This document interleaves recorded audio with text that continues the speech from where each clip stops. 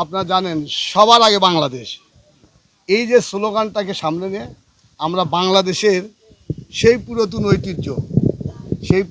ঐতিহ্য এই নাটাই ঘুড়ির, এই যে আগে যে আমাদের যারা মুরব্বী ছিল তাদের কাছে আমরা দেখেছি, আমরা শুনেছি যে নাটাই ঘুড়ি প্রতিযোগিতা হতো। তো এই নাটাই ঘুড়ির কিন্তু সেই প্রয়োজনটা আজকে নষ্ট হয়ে গেছে, সেই প্রোগ্রামটা আর হয় না। তো এইটাকে সামনে রেখে যেহেতু সবার আগে বাংলাদেশ, এই বাংলাদেশকে বাহন করে, এবং আমাদের মাননীয় বাংলাদেশের বর্তমান প্রধানমন্ত্রী উনি কিন্তু বলেছে যে সেই পুরাতন যে ঐতিহ্যগুলো এইটাকে সামনে নিয়ে এসে বাংলাদেশের এই নতুন প্রজন্মের কাছে সেইগুলোকে পরিচিতি করে দেওয়ার জন্যই আজকে এই নাটাই ঘুরি এই প্রোগ্রাম এবং নাটাই ঘুরি এই প্রতিযোগিতা নতুন প্রজন্মের কাছে। ইনশাল্লাহ আমরা আজকে এখানে ট্রায়াল বেসিসে এটা করলাম, অনেক অংশগ্রহণ করেছে।